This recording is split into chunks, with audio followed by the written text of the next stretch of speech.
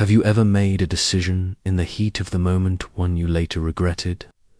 Maybe you said something you didn't mean, acted on impulse, or shut down when you should have spoken up.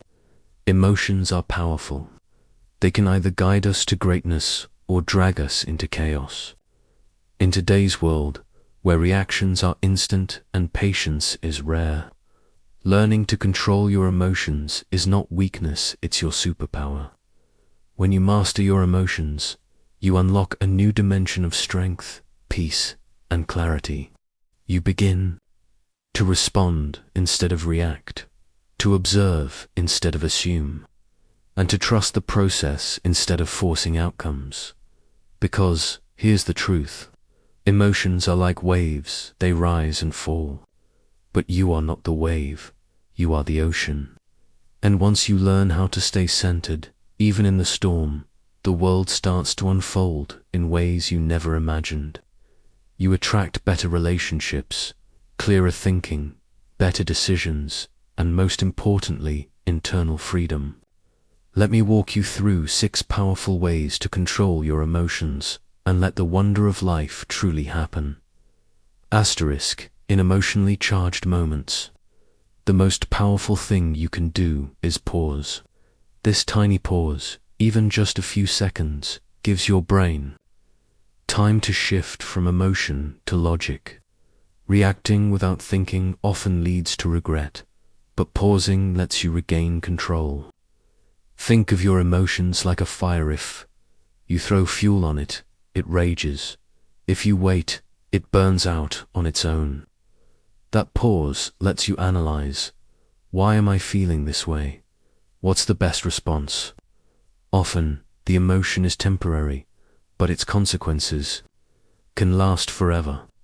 In relationships, work, or even self-talk, a delayed response can save you from hurting others or yourself. The pause is your gateway to mindfulness. It's the space where transformation begins. Instead of being a slave to your mood, you become the master of your mind. Over time, this habit builds emotional maturity.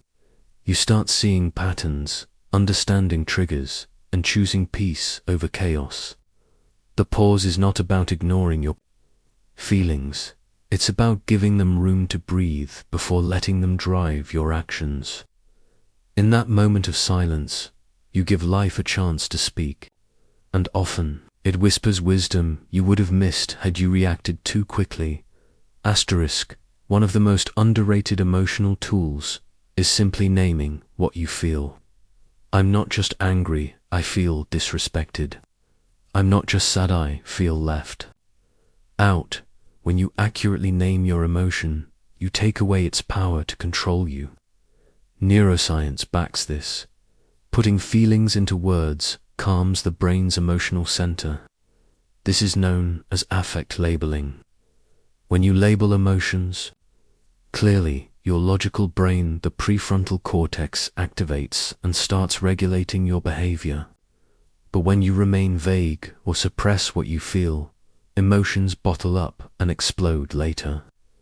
Naming emotions also helps with communication. You stop lashing out and start explaining.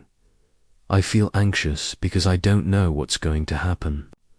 This vulnerability builds trust and prevents misunderstandings. It also builds situative awareness. The more you understand the layers behind your emotions, the better you can heal, grow, and respond wisely. Don't fear your feelings, they're messengers. Naming them doesn't make you weak, it makes you honest. And honesty with yourself is where self-control begins. The next time you're overwhelmed, take a deep breath and ask, what exactly am I feeling right now? That one question could shift your entire day and life. Because you can't control what you don't understand. Asterisk. So much of our emotional distress comes from trying to control the uncontrollably other people's opinions, the future, or the past. But peace begins when you redirect your energy to what you can control: your attitude, your choices, your actions. When something goes wrong, Instead of spiraling into why me? Or what if, ask, what can I do right now? This shift in focus reduces anxiety and boosts confidence. You may not control a rejection, but you can control how you grow from it. You may not control the delay, but you can use the time to prepare better. Emotional resilience isn't about pretending things are finite, it's about anchoring yourself in what is within your power. This mindset gives you clarity, direction, and strength. It teaches you to let go of the noise and tune into your own voice. The more you focus on your lane, the less distracted you become by what's outside it. This creates emotional freedom. You're no longer pulled in every direction by external chaos. You move with purpose, and the wonder begins to unfold new opportunities, peace of mind, and surprising solutions. Controlling your emotions starts with this truth. You can't control everything, but you can control something. And that something is enough to change everything. Breath is the bridge between your mind and body. When emotions overwhelm you, your breath becomes shallow and fast, signaling the brain that you're in danger even when you're not. But if you pause and take slow, deep breaths, your nervous system calms down, your heart rate stabilizes, and your thinking becomes clearer. This simple act is like hitting a reset button. Mindful breathing doesn't take hours of meditation, it just takes intention. Try the 4-7-8 technique.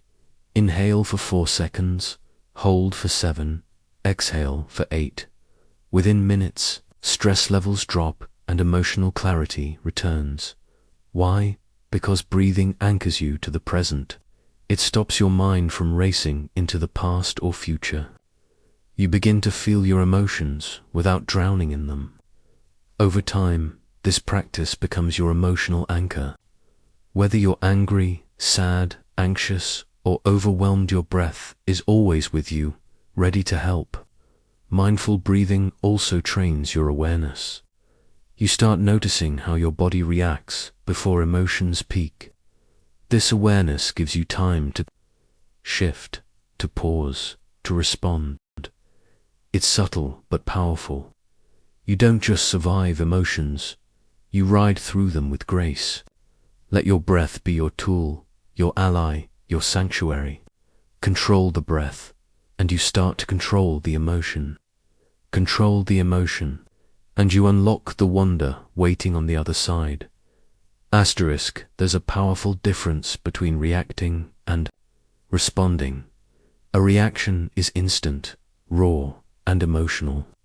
A response is thoughtful, intentional, and controlled. When you react, you give your power away. When you respond, you reclaim it. Emotionally intelligent people don't suppress their feelings, they process them and choose the most effective way to express them. This doesn't mean being fake or robotic. It means being aware. Ask yourself, is this reaction helping or harming me? A well-chosen response can de-escalate conflict, build trust, and solve problems faster. Reacting out of anger may satisfy the ego for a moment, but responding with calm and clarity satisfies the soul for a lifetime. Over time, choosing your response becomes a superpower. You stop being manipulated by triggers. You stop letting people or situations dictate your mood. You become the thermostat, not the thermometer. You set the tone.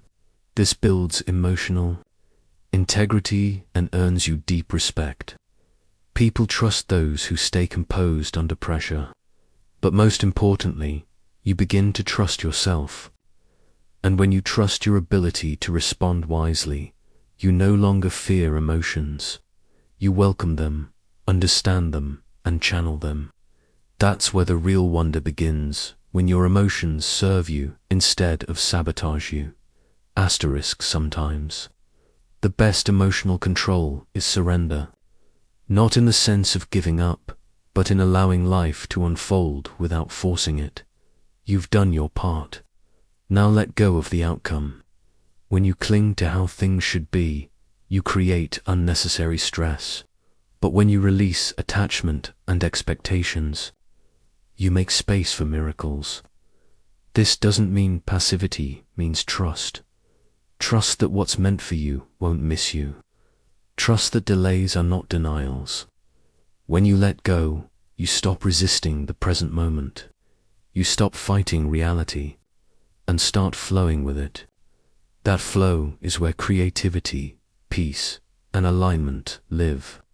It's where new opportunities arise, where healing begins, and where clarity shows up.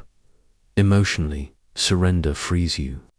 You stop wasting energy on trying to control every detail.